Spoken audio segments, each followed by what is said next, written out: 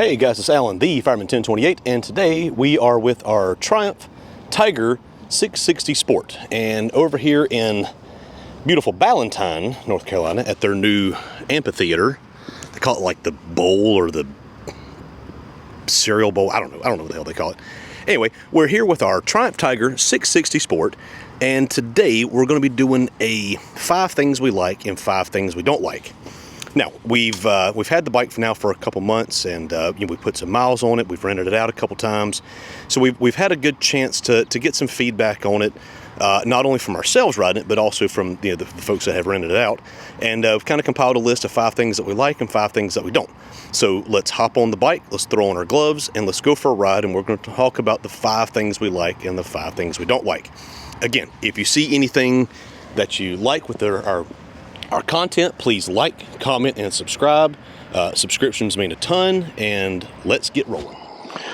All right, guys, so we've decided to make a bit of a detour today. So what we're going to do is we're going to ride over to the Reed Gold Mine outside of the town of Locust, North Carolina. If you don't know the Reed Gold Mine was actually, everybody thinks of, California as Gold Rush. But the Reed Gold Mine in North Carolina, right outside of the town of Locust, like I said, is actually the first documented, large discovery of gold in the New World, in the United States. 1799, the Reed family found this 17-pound yellow brick, and they found it in the field.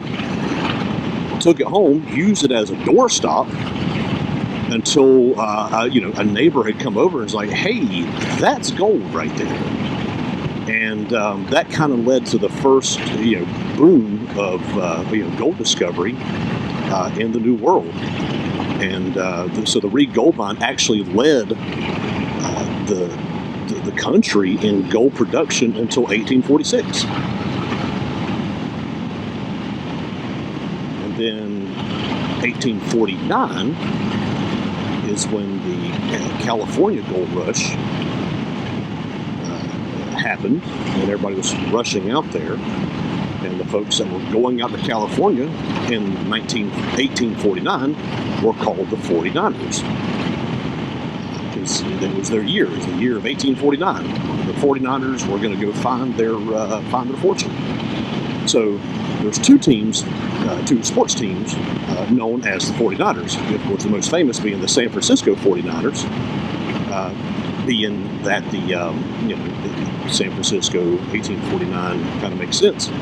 But the University of North Carolina, Charlotte are also the 49ers, as kind of a tribute to the gold rush craze that happened in this area. So a little bit of history thrown onto you right there.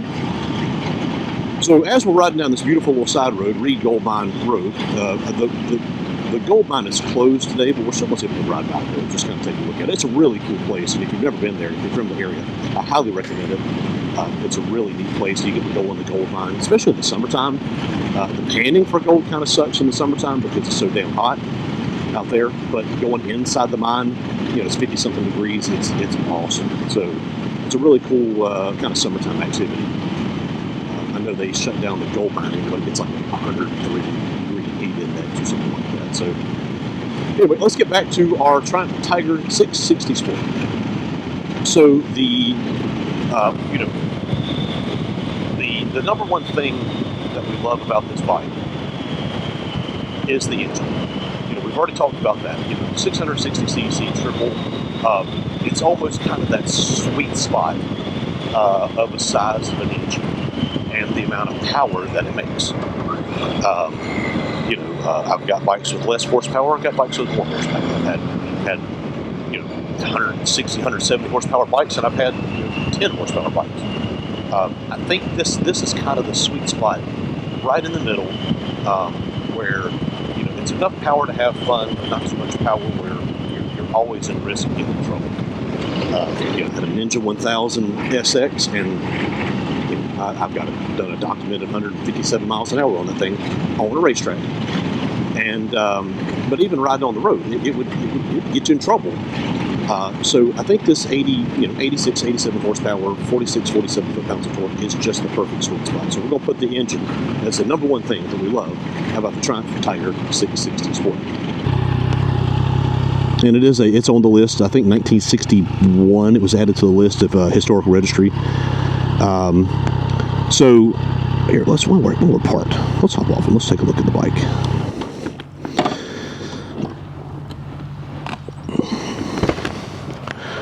So actually, we're going to change it up a little bit. So the number two thing that I love about this bike is the looks.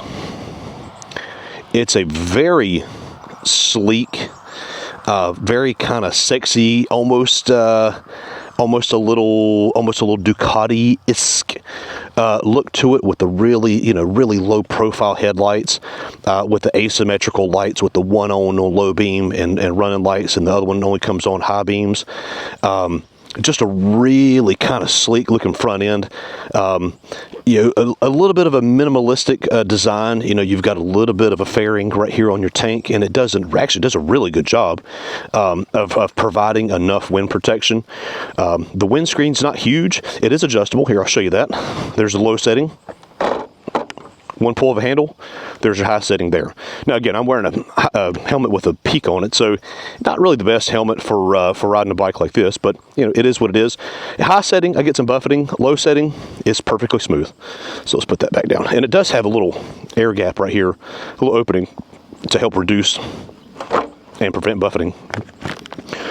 So we're going to put the looks of the bike as the number two thing we love about the Triumph Tiger 660 Sport.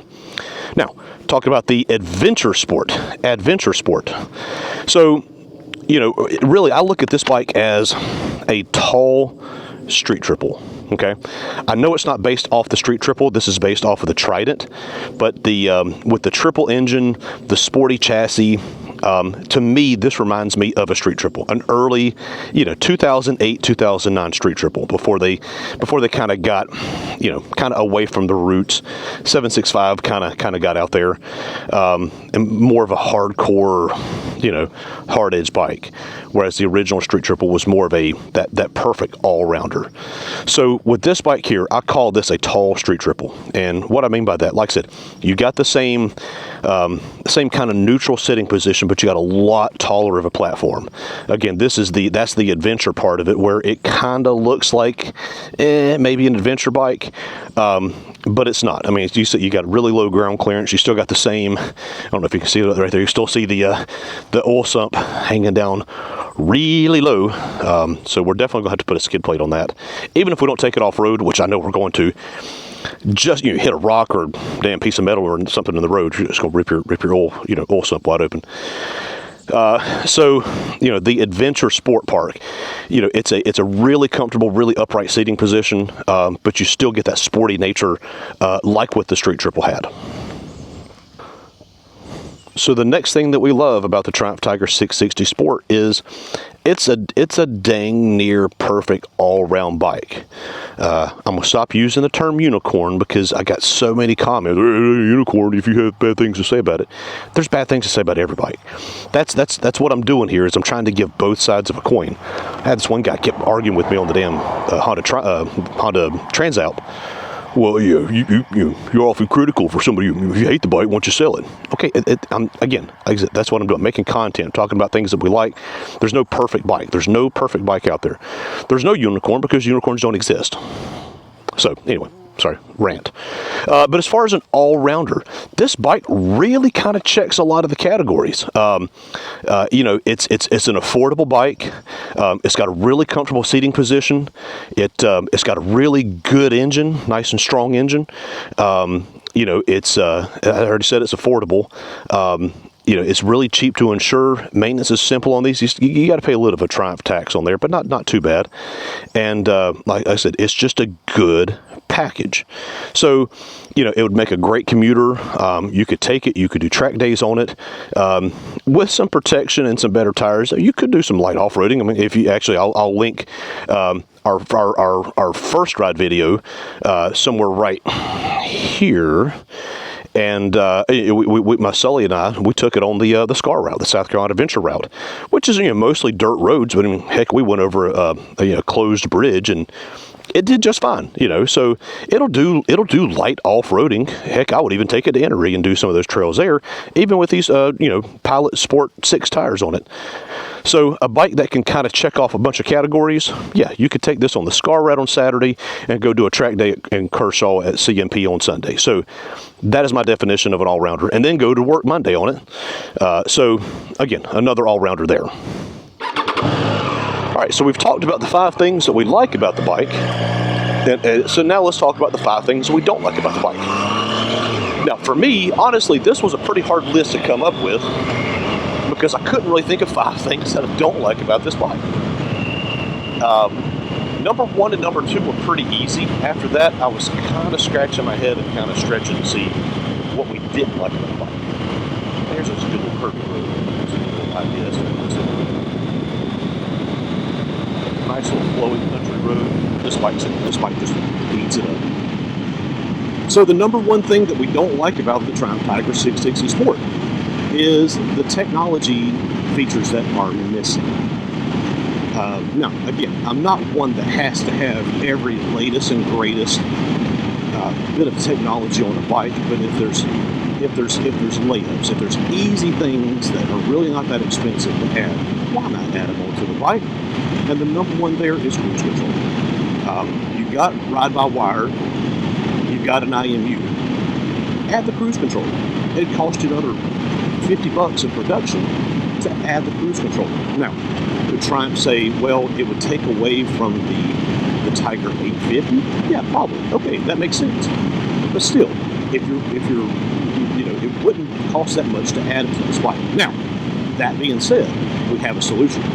Our buddies over at Meridian Cruise Control, and actually I've got the unit sitting in my office ready to install, is a Meridian Cruise Control system.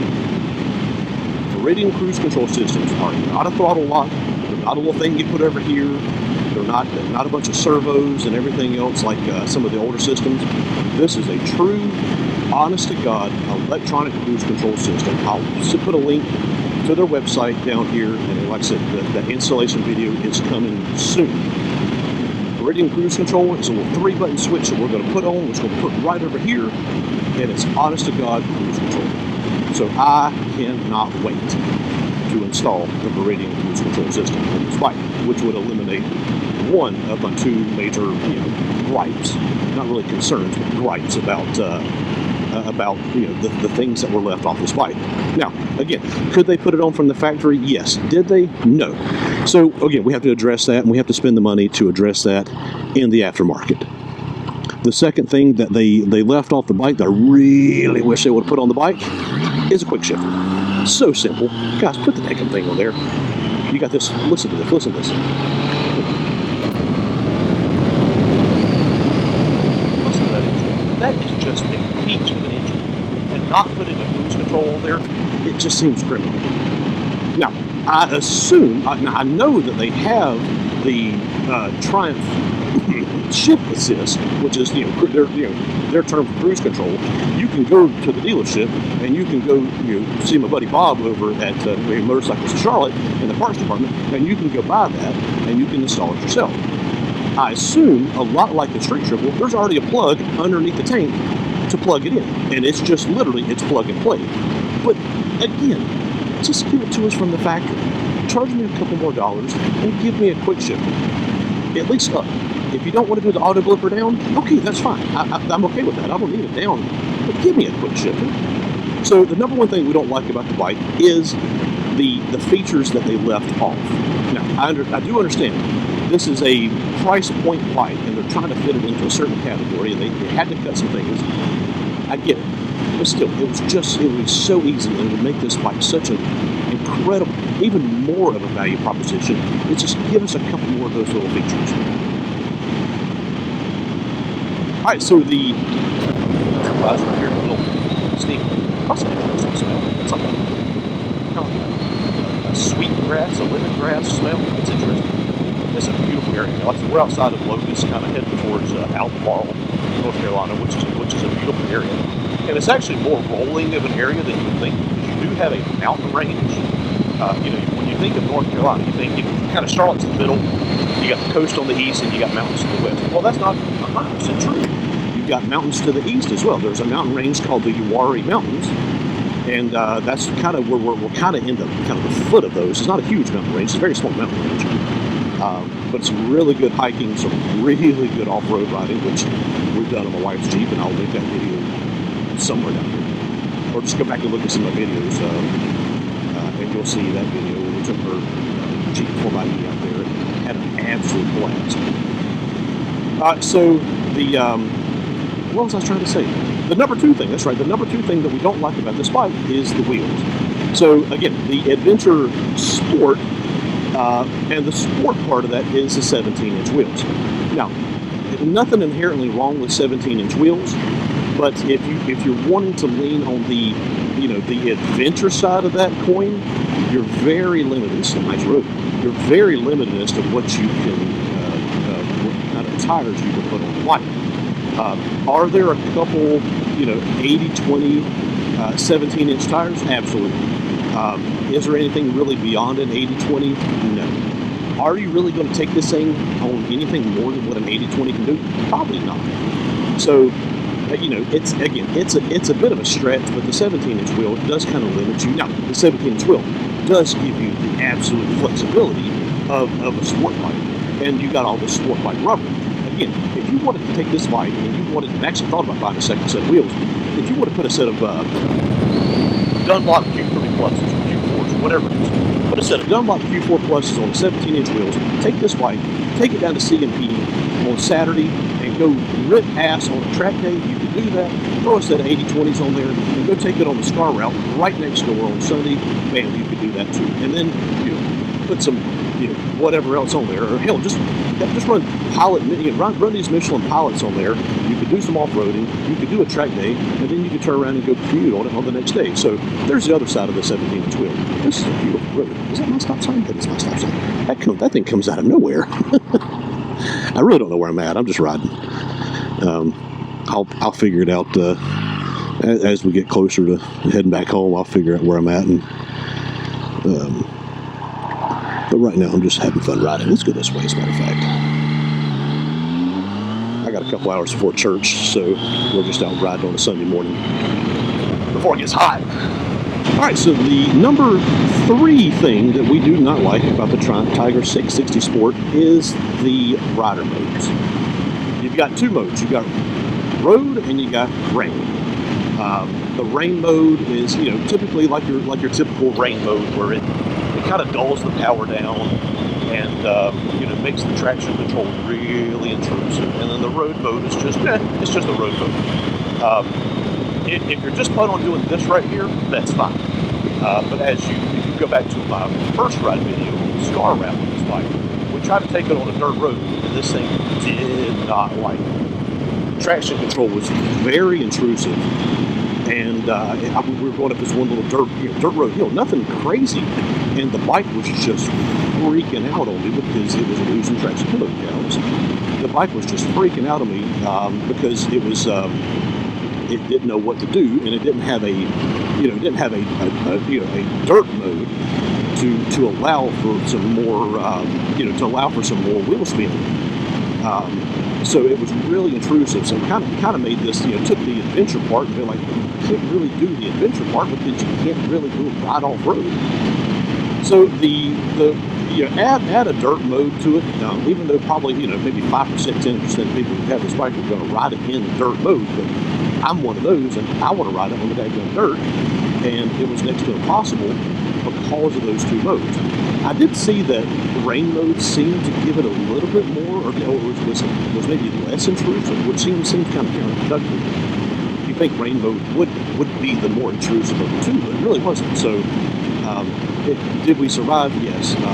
Was it the end of the world? No. But again, like I said, I'm stretching. I'm really stretching, trying to figure out some things I don't like about this bike. So, if I had to pick one, I would say the traction control modes. They kind of suck.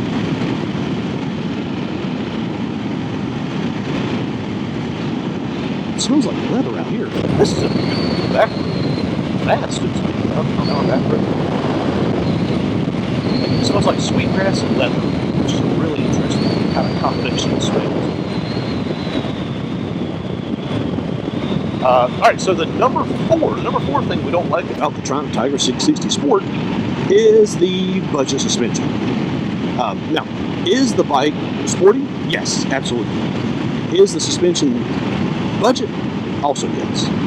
And actually, this is a really good road to kind of give a good example of that. There's nothing inherently wrong with it, but it's a bit budget. Triumph use the separate function forks where they have compression in one fork and the spring in the other. So you got a damping in one and you got a fork in the spring in the other. So, which is a bit of a cheaper way to do things, but it is what it is. Let's go away from the sun. I don't want to drive right into the sun. Again, I don't know where the hell I'm at, but I'm just riding. What's some of those cows? That's interesting. It's a black cow with a white back.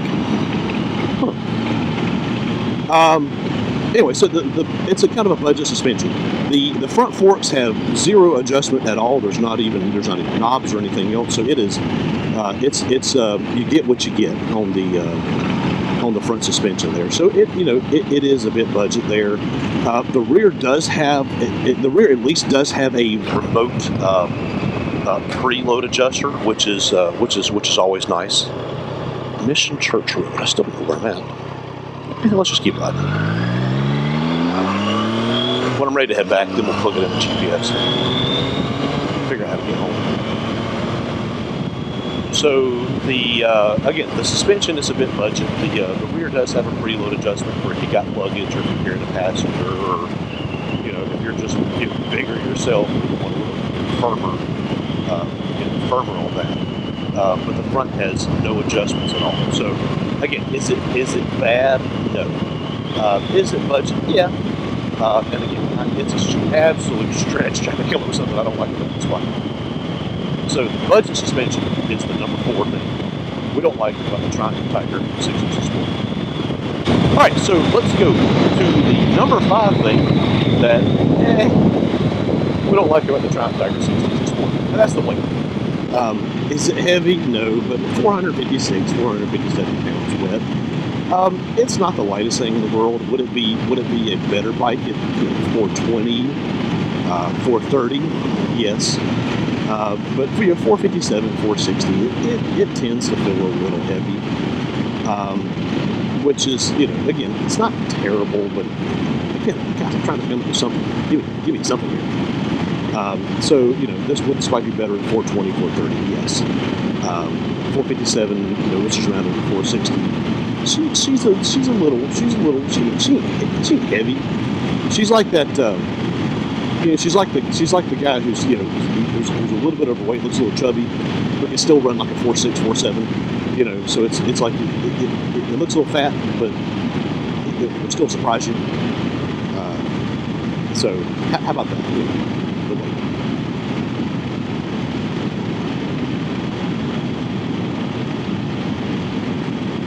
Now let's go to some bonus things that we like about the bike.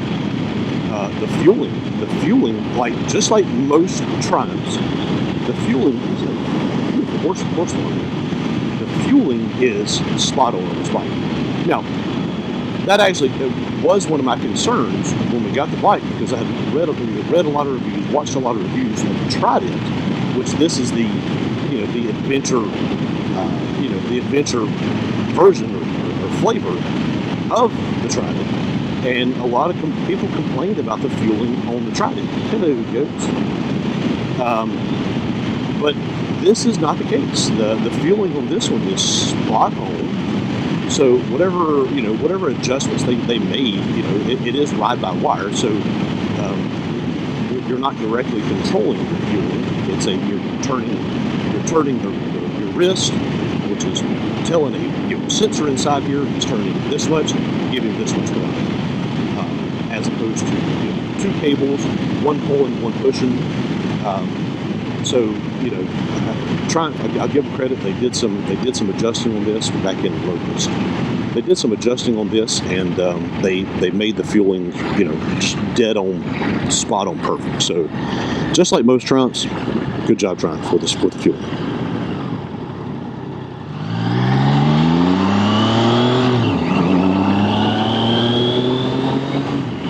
All right, a bonus item that we love about this bike, it's just plain fun. I mean, this bike is a damn hoot. It's not that expensive. There's a cop right there. Might need it. I might want to slow that down. It's just an absolute hoot. It's a lot of fun. It's a good-looking package. Actually, when I was making my list of things, I wrote down good looks like 2 or 3 times. I was like, oops. It's a good-looking bike. It's inexpensive. I paid $5,000 for this bike, and it had 4,000 miles on it. Really cool guy. Really lot when I bought it from too. He was telling me, side note, he was telling me that he had this. He's done a bunch of stuff. He used to race motorcycles and snow skis, snowmobiles and everything else. And he's like, yeah, that was my plane. I crashed it. I flipped it upside down in a river. I got too close to some geese and tried to go under him, and his wheel hit the water and flipped his little plane over. He put a note on it, said, nobody's inside, everybody's safe. And him and his buddy came back and fished it out of the water. So, just a cool guy. Like I said, side story. But the bike's just plain fun. It's inexpensive. It's got good power, but not too much power. Insurance is cheap on it, kind of like how the Street Triple used to be. That was always interesting. The Daytona, $250 a month for insurance. The Street Triple, $30 or $40. Same bike, with just missing a couple bearings. I had multiple Daytonas. I had 5 or 6 Street Triples. So this bike is it's just a fun bike. Is it the most premium bike in the world? No. Is it just a fun bike that will give you years and years and years of just worry-free riding? Absolutely. And again, it's just a great all-round. I would have no issue, and actually I do plan on taking this thing and doing a track day. Once it cools down a little bit, I still got my riding credentials with performance riding experience, which if you look back some of my early videos, that's basically all I put up was just track day videos. And I was high intermediate when I stopped doing track days, and I'm gonna go to them and say, hey, talk to John Allen, the president and founder, and say, hey, look, drop me back to novice. I'm not looking to go fast. I just want to go ride a track day. And actually, what I might end up doing is I might end up taking 3 or 4 bikes out there. I want to take this on the track. I want to take the Honda Transalp on the track, and probably the KTM 390 Adventure, or the BMW Scrambler. That would be interesting. Put knobby tires out on the damn track. I think I'm gonna pass on that. But yeah, take it out, do a track day, and then, like I said, literally the next day go ride the Scar Route or something like that. So it's just a fun all-rounder that you can commute on. You can be sporty. I would happily take this up to the tail of the dragon and just rip ass on this thing. But then, like I said, a little bit of protections, maybe some different tires. You could take it and do some light off-roading too. So it's just got it's fun. It's happy. It's like a puppy. Just let me play. No, it's more like a 4-year-old lab. That's what this bike is. This bike is a 4-year-old Labrador. It's past its puppy stage, so it's mature enough to know what to do, but it still wants to play and it wants to please you, and it's just ready for whatever you bring. Hey, you want to go play pet? Yeah. You want to go hunt? Yeah. You want to go for a jog? Yeah. You want to just take it easy? Yeah. So this bike is a 4-year-old Labrador. How about that? Never thought you'd hear a dog comparison, did you? So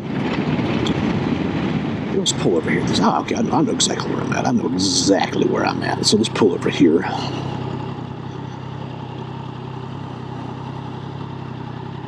Let's take one more look at the bike, and we're going to wrap this up, and we'll head home, get ready for church. My son's actually being baptized again, which is like his 3rd or 4th time of being baptized. My pastor always jokes that, he any chance he got, he always hopped in the dunk tank. So again, let's wrap up our thoughts on the Triumph Tiger 660 Sport. What a beautiful package. Now, if you want to lose some weight, I see a bunch of weight right down there on the bottom.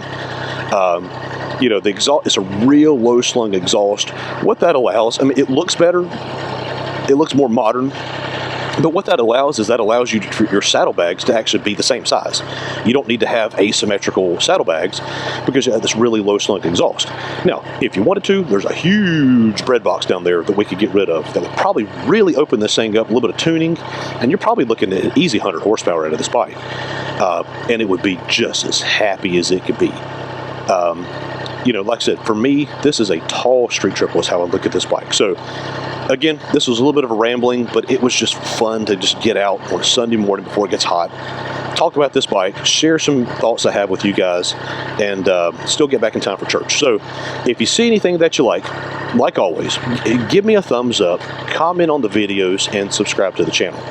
We're growing by leaps and bounds. We're getting very close to being monetized. I actually looking at doing a giveaway to get us to the next, you know, monetization level to actually start, you know, not much, but still get monetized on the channel. That's been my goal. That's been my short-term goal, is to get monetized on the channel. So like, comment, subscribe. Thank you guys for watching. I truly, truly mean thank you for watching. God bless you. Roll Tide. And remember, tomorrow needs you. Thanks, guys.